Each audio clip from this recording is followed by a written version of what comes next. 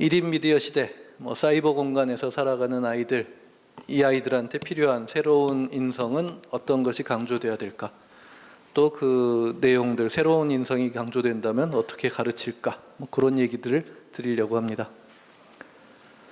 1인 미디어 시대의 폭력, 특히 사이버 폭력이나 무책임한 정보 전파에 대해서 초점을 맞추고 그런 아이들에게 어떤 가치와 어떤 역량을 특별히 강조할 것인가, 그리고 핵심 가치라면 요 세 가지 정도면 될 것이다. 그리고 그걸 가르치는 교육방법론. 오늘 선생님들도 많이 오신다 그러죠. 제가 교육방법론에 꽤 신경을 썼는데요. 자, 1인 미디어 시대, 뉴미디어 복잡할 거는 별로 없습니다. 그냥 인류는 항상 대면적으로 살던 시대 이후에는 항상 미디어를 끼고 서로 의사소통을 했죠. 신문을 낀다든가 전화를 중간에 낀다든가 텔레비전, 라디오, 요새는 인터넷, SNS, 휴대전화.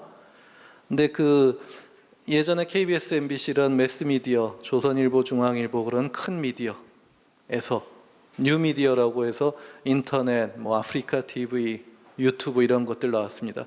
뉴미디어는 신문도 옛날엔 뉴미디어였고 지금은 저런 것들이 뉴미디어라 그러는데 최근 관심받는 1인 미디어는 뉴미디어 속에서 활동하는 개인이, 한 사람의 개인이 방송국이 된다든가 한 사람이 프로덕션이 되고, 그러니까 요즘 사회는 휴대폰 하나만 있어도 개인 방송을 할 수 있고 그 개인 방송이 한국을 넘어 전 세계로 퍼져나가는데 하루가 안 걸리는, 재미만 있으면, 제목만 그럴듯하면 하루 만에 전 세계 해외 토픽이 되는 그런 시대니까요. 그래서 컨텐츠의 기획과 실행과 전파와 피드백, 이 모든 걸 혼자 해낼 수 있는 시대, 그걸 1인 미디어 시대라고 요즘 부르고 있죠. 그러다 보니까 아이들이 1인 크리에이터가 가장 선호하는 직장이, 어제 발표됐는데요. 교육부와 직업능력개발원에서 발표한 한국의 초등학생이 되고 싶은 직업 10위 안에 유튜버가 5위로 올라갔더라고요. 이전에 없었던 게 갑자기 5등으로 뛰어들었습니다. 유튜버, 1인 크리에이터, 또 혼자 대중을 상대로 소통하고 거기서 돈을 창출하는 그런 것이 요즘 아이들한테 평생 가장 꿈꾸는, 가장 바람직하고 되고 싶은 직업이 될 정도로 일상화되어 있는데요. 수익도 저렇게 이 표에는 우리나라 유튜버 1위가 1년에 3억 원이라는데 실제로는 한 17억에서 20억 정도 수익을 올린답니다. 세금도 안 내고요. 그래서 굉장히 아이들이 선호하는 직종이라, 오늘도 저 네이버나 인터파크에 쳐보시면 나도 이제 개인 방송을 할 수 있다, BJ가 되기 위한 기본 방송 세트, 저거 35만 원에 팝니다. 세일할 땐 25만 원이고요. 노트북 위에다가 꽂는 카메라 하나랑 잡음을 줄여주는 마이크 하나랑 양쪽에 있는 저건 조명입니다. LED를 사용한 조명인데 밑에다 받치면 이쁘게 보인다, 위에서 받치면 똑똑하게 보인다, 꼭 두 개는 있어야 된다. 저게 기본 방송 세트인데 초등학생도 저것만 사면은 그날 저녁에 자기의 개인 방송을 시작할 수 있는 시대가 된 거죠. 그러다 보니까 수많은 컨텐츠가 난무하고 너도 나도 하룻밤 사이에 스타가 될 거라고 기대를 하고 열심히 매달리는 모습을 보여주는데요. 그 특징 중에 하나가, 여기 여러 가지 했지만 미시적 관심사 중심으로 세상이 변했다라는 겁니다. 그 네 번째 줄에 보면 개인화.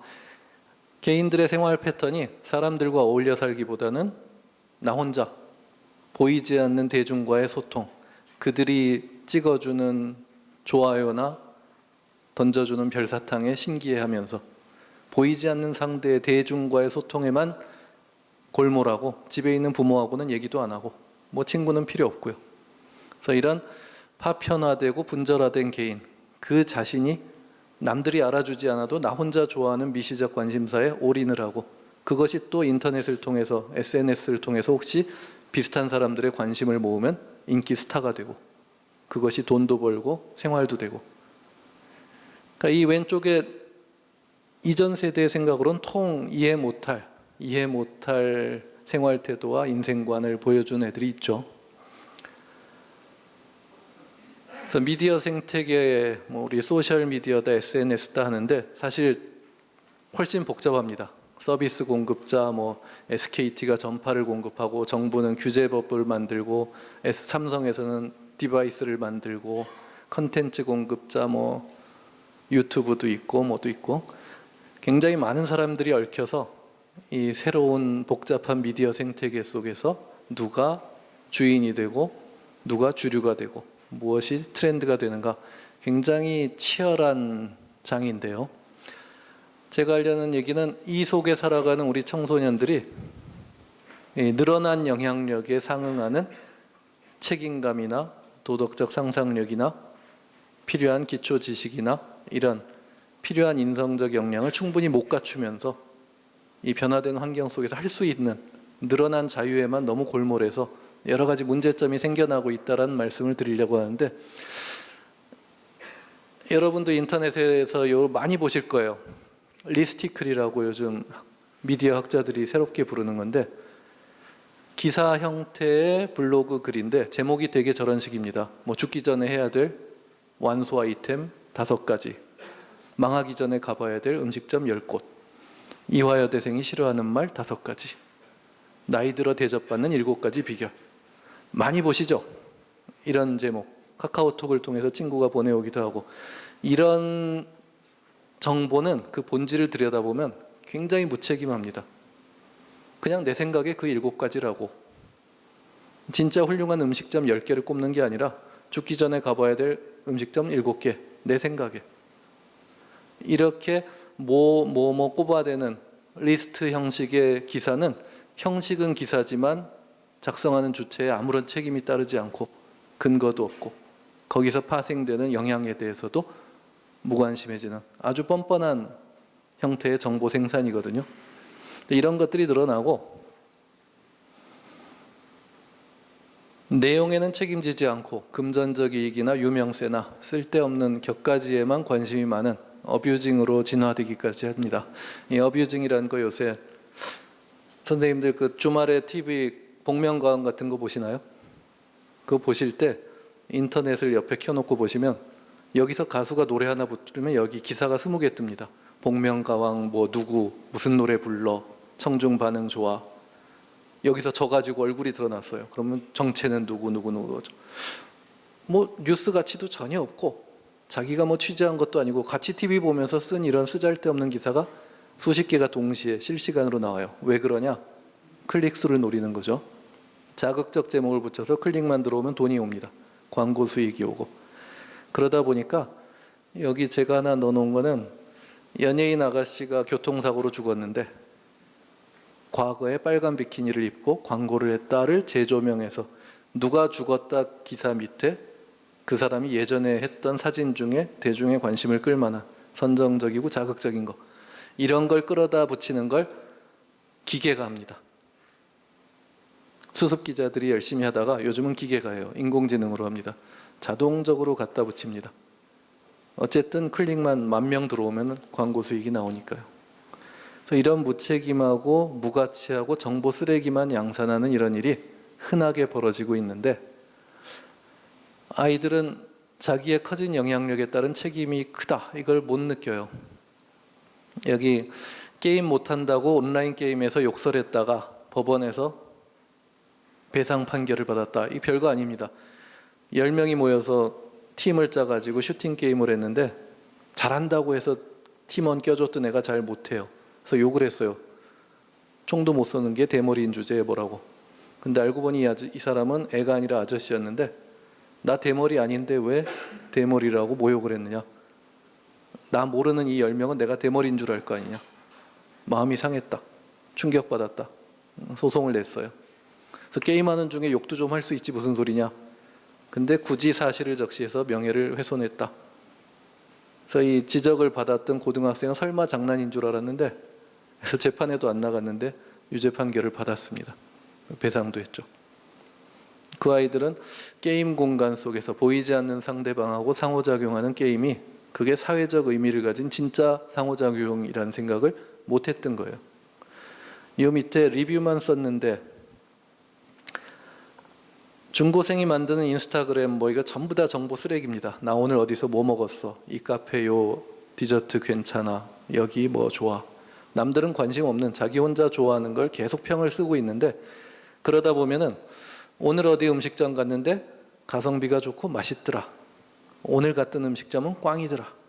거기 TV에 나오더니 변했어. 뭐 이런 식의 리뷰를 쓸 수 있죠. 여러분도 쓰시죠. 개인적으로 쓰고 나랑 팔로잉을 맺은 10명이 20명이 와서 보는 건 괜찮습니다. 근데 그 글을 쓰는 사람이 어느 사이에 파워블로거가 될 수도 있어요. 내 블로그에 하루에 찾아오는 사람이 30만 명이다. 뭐 100만 팔로워를 거느리고 있다. 매일 오는 트래픽이 30만이 나온다. 그런 사람이 부산에 새로 개업한 일식집에 갔는데 꽝이더라. 겉만 화려하고 음식은 내실이 없더라. 다시 가고 싶지 않은 집이라고 썼어요. 그러고 개업 한 달 만에 그 일식집이 망했습니다. 주인이 소송을 냈죠. 너 때문에 망한 거다. 네가 부정적인 마케팅을 해서. 나는 개인적인 솔직한 소감을 말했을 뿐인데 악의를 가지고 한 것도 아닌데 근데 졌어요. 그래서 물어줬습니다. 그러니까 내 밑에 팔로워가 100명일 때 나 아는 지인 사이에 이 의사소통 행위랑 30만 명을 거느린 트위터 스타나 인스타그램의 유명인의 언행은 다른 겁니다. 그 달라진다는 걸 아이들이 알아야 되는데 뭐 도치만 하지 잘 모른다는 거죠. 재밌는 사례를 오늘 선생님들도 많이 오시는 줄 알고 제가 이걸 준비했는데 작년에 일어났던 일입니다. 서울의 모 초등학교 1학년 교실에서 학교 폭력 사건이 일어났어요. 폭력의 내용은 초등학교 1학년짜리 짝꿍인데 남자애가 여자애를 남자 화장실로 끌고 가서 데리고 가서 화장실 칸막이 안에 들어가서 고추 보여주기 놀이를 했다는 겁니다. 이렇게 경악을 하시는데 얘들이 되게 친하고 착하고 귀여운 애들이에요. 공부도 잘하고 똑똑하고 너무 똑똑해서 남자애는 7살에 1학년을 입학했고 여자애는 6살에 초등학생이 됐어요. 다른 애들보다 한두 살씩 어린 애들을 짝으로 묶어줬습니다. 근데 둘이 너무 친하게 잘 지내요. 그러다가 남자애가 너처럼 마음이 통하는 친구는 처음이야.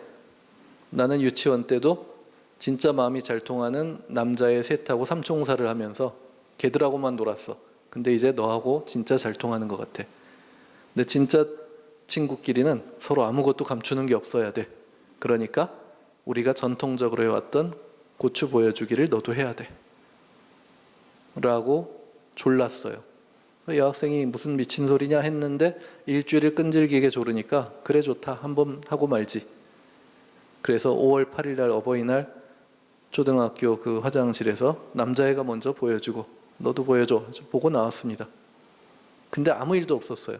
둘이는 그 후로도 잘 지냈습니다. 근데 남학생이 다니는 태권도장에서 그 A군의 친구 B가 A군한테 너 여자애 D랑 굉장히 잘 지내더라? 그래 잘 지내. 걔도 너 좋아하냐? 좋아해. 남자보다 더 좋아 여자가? 좋지. 그러면서 우리는 마음을 터놓는 친구야. 고추 보여주기도 다 했어. 라고 자랑을 했습니다. 그래도 아무 일 없었습니다. B가 그냥 부러워하고 끝났어요. 근데 며칠 있다가 또 다른 남자친구 C가 ABC가 모인 카카오톡 대화방에서 초등학교 1학년들이 요즘은 스마트폰을 다 갖고 다닙니다. 부모들이 특히 원격으로 감시해야 되는 경기도권, 이렇게 수도권 초등학생은 다 갖고 있어요. 이 ABC군이 모인 카카오톡 대화방에서 C가 야 A 요즘 잘 나간다며. 그러니까 B가 옆에서 그래 그 여자애랑 보여주기도 했대. C가 진짜냐? A는 딱 한마디 했어요. 진짜야. 싫어하지 않더냐? 아니야 걔도 뭐 좋아했어. 우리는 좋은 친구야. 부럽다. 어쩌고 저쩌고. 끝났어요. 아무 일 없었습니다. 근데 일주일 후에 C군의 엄마가 그 카톡을 우연히 보게 됩니다. 아들의 카카오톡을 봤더니 아들이 친구들하고 나눈 대화 중에 그런 얘기가 있어요. 자, 어떤 일이 벌어졌을까요? C군의 엄마가 D양의 엄마한테 알리고 동네에서 소문이 나고 A군이 학교 폭력으로 고발을 당합니다. D양의 아버지가 그 카카오톡 화면을 프린트해서 학교로 찾아왔어요. 학교 폭력으로 정식 사건 접수를 하겠다. 성폭력 사건이다. 처벌해달라. 어떻게 할까요? 학교 선생님들은 일단 고민이 됐습니다. 이거 사건인지 아닌지가 망설여졌어요. 어린애들인데. 둘은 잘 지내는데 지금까지 쭉 아무 문제가 없는데 부모끼리 난리가 났는데 처벌해야 되나? 접수할까 말까를 망설이다가 일단 신고를 하면 접수하는 게 법이에요. 그래서 접수를 했습니다. 그리고 폭자위, 폭행자치위원회를 열어서 처분을 논하는데 세게 처벌해야 된다가 절반, 가볍게 처벌해야 된다가 절반, 10명의 위원이 5대5로 나뉘었어요. 그래서 교장 선생님이 캐스팅 보트로 처벌합시다. 가장 가벼운 걸로. 그래서 공개 사과 처분을 내렸습니다. 여기까지는 보통 학교에서 흔하게 일어나는 일이에요. 근데 이 A군의 아버지가 학교를 상대로 고발을 했습니다. 학교장을 딱 집어서 소송을 냈어요. 교장 선생님이 권한을 남용해서 학생 인권을 침해했다.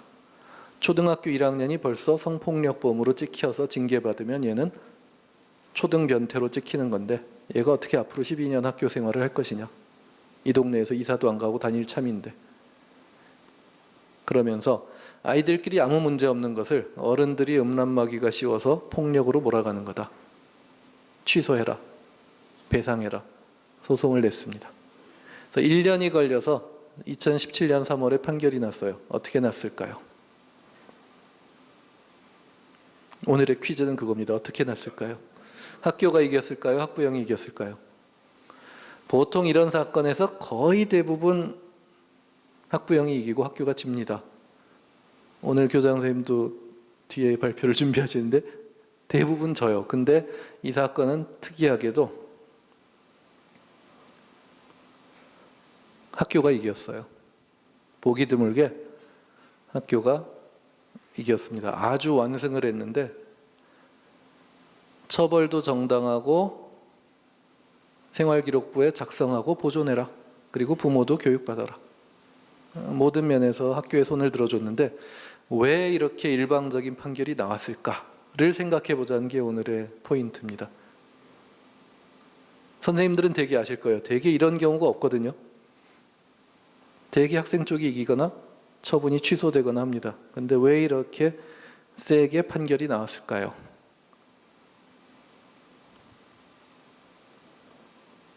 네, 오늘 시간이 없어서 제가 바로 답을 말씀드리면 성폭력이 문제가 아니라 카카오톡에서 대화를 했기 때문이에요. 이 ABC군이 잘못한 제일 큰 잘못은 카톡에서 본인이 없는 데서 본인에게 의사를 확인하지도 않고 둘만의 그런 은밀한 얘기를 나눴다라는 겁니다. 이 셋이서 태권도장 출퇴근 그 버스 안에서 요 얘기를 했으면 처벌 안 받았을 거예요. 근데 카카오톡에서 했기 때문에 처벌을 받게 된 겁니다. 왜냐? 같은 사람을 대상으로 같은 욕을 하거나 같은 거짓말을 해도 정보통신망을 거치면 인터넷이나 SNS나 휴대전화나 인터넷 게시판이나 이런 미디어를 거쳐서 의사소통 행위를 하면 처벌이 2배에서 3배까지 가중처벌됩니다. 거의 예외 없이.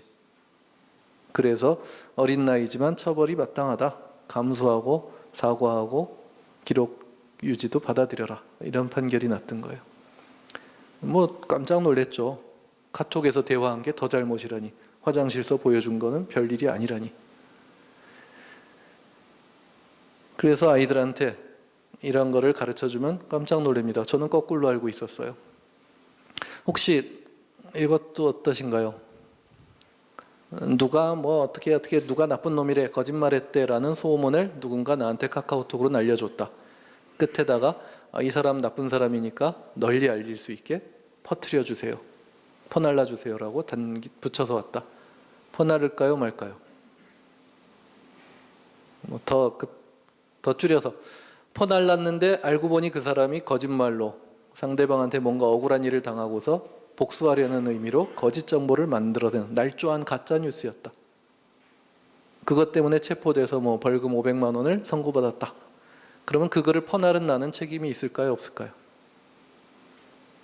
있다면 어느 정도 있을까요? 어떨까요? 고등학생끼리인데 여학생 A가 자기 남자친구를 자기 친구 B한테 소개시켜줬는데 얘들 둘이 사귀기 시작했어요. 남친을 뺏겼어요. 내가 억울하겠죠? 근데 자기가 봐도 B가 자기보다 이쁘고 공부도 잘하고 착해. 그걸 택한 남친을 욕하기도 애매해. 남친이 미운 게 아니라 얘가 더 미워. 그래갖고 거짓말을 썼습니다. 자기 집 근처에 모텔촌인데 여고생 B가 착한 줄 알았더니 거기서 중년 남자랑 나오는 걸 3번이나 봤다. 원조 교제하는 것 같다. 그리고 많이 퍼날라 달라 라고 하면서 자기 친구 5명한테 보냈습니다. 그 5명이 퍼날라 줬죠. 하루 만에 전교생이 알게 되고 다음 날은 인천 시민이 다 알게 됐습니다. 그 여고생 B가 사이버 수사대에 수사를 의뢰하고 1시간 만에 바로 체포됐어요. 증거가 명백하니까. 그래서 처벌을 받았습니다. 근데 그런 거짓 정보, 가짜 뉴스를 쓴 A는 처벌받아 마땅한데 그걸 도와준다고 퍼날라 달라 그래서 퍼날은 B, C, D는 어떨까요? 어느 정도의 책임을 몇 %나 질까요? 몇 %쯤일 것 같으세요? 100%입니다. 경우에 상관없이 모든 예외 경우가 전혀 없이 모든 경우에 최초 게시자와 퍼나른 자의 책임은 100대 100입니다. 퍼나른 자가 10,000명이든 100명이든 상관없어요. 왜 퍼나른 사람이 10명인데 왜 나만 갖고 그래? 지목된 나만 처벌합니다. 앞으로 차차 또 고발하면 저쪽도.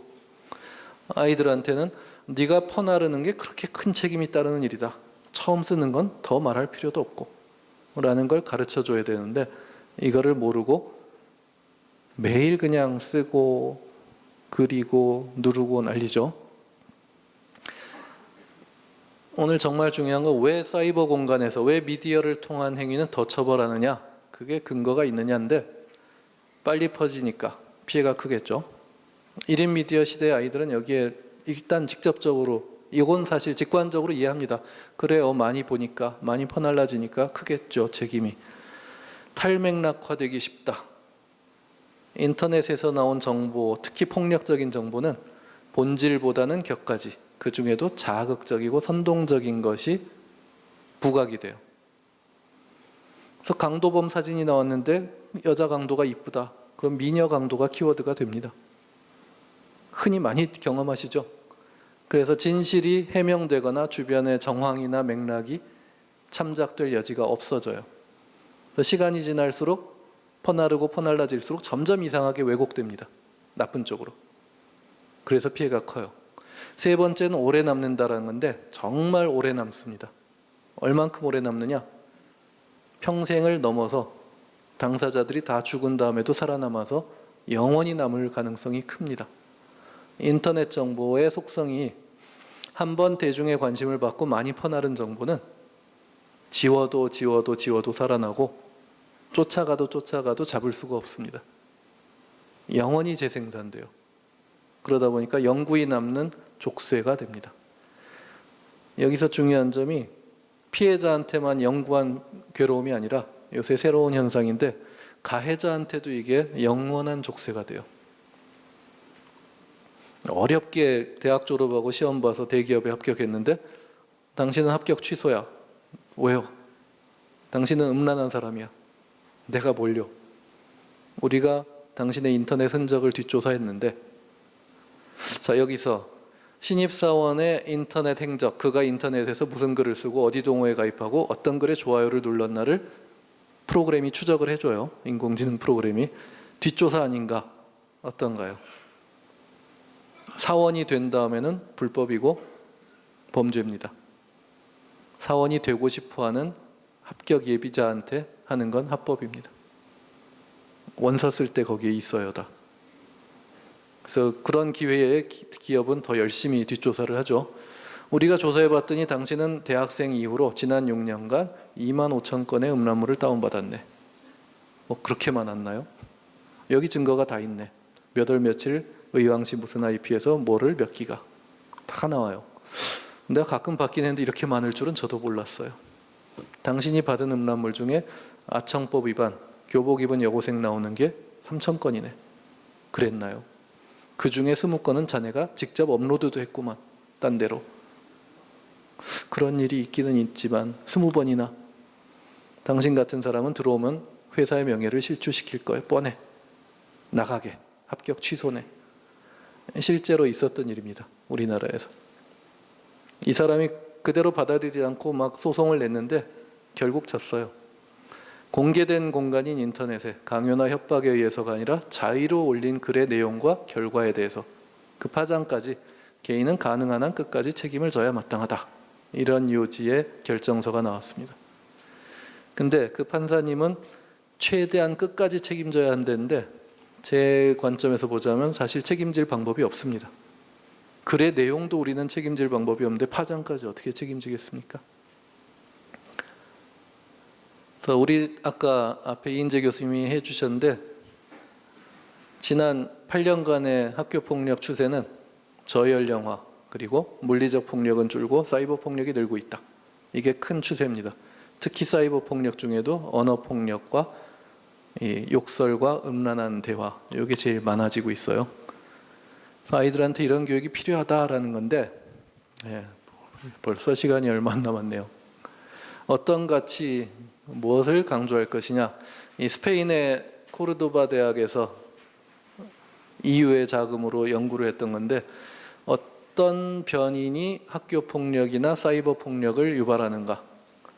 학생의 경제적 지위인가, 학업 성취도인가, 지역의 수준인가, 부모가 양부모가 다 있어서인가, 뭐 104개, 104개 변인을 갖고 조사를 해봤어요. 근데 놀랍게도 달랑 4개만 예측 변인으로서 설명력이 높았습니다. 나머지는 큰 관계가 없었어요. 4개가 학교 풍토, 아이들의 공감 능력, 아이들의 인터넷 중독 지수, 그리고 개인정보 통제력입니다. 공감 능력이 크면 폭력 안 휘두르겠죠. 중독, 인터넷을 많이 쓰면 휘두를 가능성이 높아지겠죠. 학교 풍토, 학교에서 폭력 예방에 대한 교칙이나 정기적인 조사나 학교장의 훈화나 걸려있는 플랜카드 이런 게 중요하다는 겁니다. 전시행정 같지만 그런 게 자주 보여질 때 아이들은 하면 안 되겠구나. 우리 학교에서는 그걸 굉장히 신경 쓰는구나. 그런 학교에서는 잘 안 일어난다는 뜻이에요. 마지막 개인정보 통제력이 좀 의아한데 저게 뭘까? 프라이버시인데 프라이버시를 강조하는 아이들은 학교 폭력에 연루될 확률이 적어요. 왜 그럴까? 이게 저는 중요하다고 생각하는데 이게 왜냐면 요겁니다. 개인정보를 우습게 쉽게 흘리는 아이들은 사이버 공간과 현실 공간이 별개라고 생각하고 여기 들어갔을 때 내가 가입했지만 탈퇴하면 없어지는 거야. 무책임해져요. 그래서 연구자들은 인터넷에 사진을 공개한 사람이 가해자든 피해자든 취약하고 남자인데 여자인 척하거나 애인데 어른인 척하거나 학생인데 교사인 척하는 그런 가면 쓰기를 즐기는 사람들이 7배까지 확률이 높아진다라고 말하는데 그 근거를 생각해 보면 현실과 사이버 공간이 같다. 똑같은 나에게 행위 주체로서의 책임을 묻게 된다. 요거를 깨닫느냐 못 깨닫느냐의 차이인 것 같아요. 그런 아이들이 자기 개인 정보를 함부로 흘린다라는 거죠. 그래서 이 4가지를 중심으로 인성교육이 이루어져야 된다라는 건데 네, 1분. 자, 개인적으로 인성교육에 미국과 한국의 인성교육을 50여 년간을 그 세대별로 구분해 봤던 건데 초창기에는 다 지식을 가르쳤습니다. 이거 착한 행위고 이거 나쁜 행위야. 심청이는 효녀고 놀부는 나쁜 형이야. 뭐는 좋고 뭐는 나빠. 그거 백날 배워봐야 지행이 불일치하죠. 알지만 안 합니다. 그런 건 도덕책에나 나오는 얘기지. 그렇죠? 길거리에 떨어진 5만 원짜리 도덕책에서는 주워서 선생님께 경찰서에 갖다 준다 하지만 현실에서는 밟고 주머니에 넣죠. 도덕시험 볼 때는 그렇게 쓰지만 행동은 다르게 합니다. 그렇게 가르치면 애들이 더 이중적으로 자라네. 안 가르치는 일만 못하네 해서 덕을 강조했어요. 책임감, 정직, 헌신 훌륭한 덕을 막 강조했더니 너도 이런 사람이 돼야지 했더니 아이들이 그런 성인군자 나는 애초에 될 수 없어. 일찍 포기하는 경향이 나타났습니다. 그래서 새로운 접근으로 나왔던 게 가치교육이었어요. 정의, 행복, 보람, 기쁨, 양육, 너의 인생의 중요한 가치가 뭔지 네 스스로 정해라. 그걸 분명히 하고 거기에 충실하게 살면 되는 거다. 그랬더니 애들이 아주 그냥 자아도취의 개판이 돼요. 능력이 있어도 사회에 환원하지 않고 나는 제주도 가서 국수 팔고 싶어요. 여가가 최고라고 생각해요. 그 다음으로는 스킬을 강조했습니다. 눈높이를 낮춰서 최소한 속마음은 어쩔지라도 요거라도 할 줄 아는 사람을 기르자.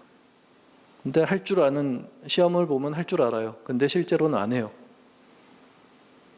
외국어는 잘하는데 외국인을 만나길 싫어하는 것 같은 거죠. 그래서 요즘 강조되는 게 역량입니다. 스킬에 더해서 기능도 갖추고 있고 그걸 반드시 해내겠다는 의지와 실제로 그걸 해내는 생활 습관, 성향, 해내는 사람을 기르자. 그걸 경쟁력으로 보자라는 거였는데, 그래서 사이버 공간에서도 이 역량을 길러줘야 되는데 그 역량 중에는 정보 활용 역량, 정보에 참여하는 역량, 또 다른 사람과 관계 맺는 사회적 역량, 밑에 도덕적 역량. 이 이슈가 도덕적인 문제다. 무엇이 왜 옳다. 나는 어떻게 해야 되느냐. 무엇이 선한 거고 어렵지만 그걸 왜 고집해야 되느냐를 알고 느끼고 행동해야 된다는 건데, 그래서 시민성 교육을 강조합니다. 제가 시간이 지금 다 돼서 관용과 신뢰와 책임 세 가지 가치를 특별히 정보사회 아이들한테 강조할 필요가 있다. 사이버 공간에서 살아가는 애들한테. 우리 요즘 아니면 말고 하는 무책임한 정보 생산, 또 어차피 믿거나 말거나 남이 무슨 얘기를 해도 믿지 않고 나도 확신이 안 들어도 대충 쓰고, 더 나아가서 나랑 생각이 다른 사람을 도저히 이해 안 하는 관용이 없는 아이들. 지금 우리 사회에서 앞으로 한 10년 사이에는 노인과 젊은 세대, 남자와 여자, 교육받은 자와 못 받은 자, 이 집단 혐오가 굉장히 가장 큰 화두가 되고 우리 인성교육의 제일 큰 과제가 될 거라고 생각합니다. 그걸 해결하기 위해서 우리가 특별히 관용의 가치에 좀 더 관심을 가질 필요가 있다라는 말씀이고요. 다 넘어가죠. 마지막 하나 요거를 강조하고 끝내고 싶은데요. 교육 방법론 뭐냐? 지식도 가르치고 가치도 가르치고 덕목도 강조하고 해야 되겠지만 제일 중요한 교육의 화두는 체험이어야 된다. 한 번이라도 끝까지 해보는 경험을 강조하자. 해본 사람과 안 해본 사람은 크게 다르다라는 건데, 그냥 제가 아까 사이버 폭력 얘기를 했는데 사이버 폭력을 목격하면 신고해. 어디다 신고해? 사이버 경찰청 혹은 전화번호 118, 117. 교과서에 지금 그렇게 나와 있어요. 근데 그렇게 가르쳐주면 아이들이 신고를 하느냐? 못합니다. 알지만 못해요. 왜 못하느냐? 사이버 경찰청에 가면 범죄 신고하기 딱 누르죠. 누르면은 휴대폰으로 혹은 아이핀으로 자기 인증하세요. 아이들이 덜컥 겁이 나요. 이거 인증하면 증언하라든가 찾아오거나 하나요? 겁이 나서 포기합니다. 아니야, 찾아오는 일 없어. 너는 신고만 하면 돼. 인증받고 나면은 당신이 목격한 사이버 폭력 사건을 육하 원칙에 따라서 1000어에서 1500자 이내로 개조식으로 진술해 주세요라고 나와요. 그러면 중학생은 개조식이 뭔지 몰라서 못하고, 초등학생은 육하 원칙이 뭔지 몰라서 못하고, 고등학생은 열심히 쓰고 나서 전송 눌렀더니 천자가 안 됩니다 그러고 싹 사라져요. 그거 화가 나서 못해요. 진짜입니다. 그래서 미리 노트패드를 열어서 거기다 육하 원칙에 따라서 써보고 분량이 어떻게 되나 보고 붙여넣기 해야 돼요. 그러고 눌렀더니 목격한 사실의 증거 파일을 사진 첨부해 주세요라고 나옵니다. 이런 말 없었잖아요. 근데 다행히 사진이 있다. 캡처가 있다. 첨부를 눌렀더니 파일 크기가 1메가가 넘는다고 안 붙어요. 포기합니다. 그래서 1메가가 넘는 캡처는 RC에서 불러다가 파일 형식 바꾸기로 저장하면 반으로 준다. 붙여라. 다 해봐서 최종적으로 접수되었습니다. 감사합니다까지 봐야 다음에 할 수 있는 거예요. 그래서 요거를 가상현실, 시뮬레이션이라도 연습을 처음부터 끝까지 한번 해본 아이들이 할 수 있다.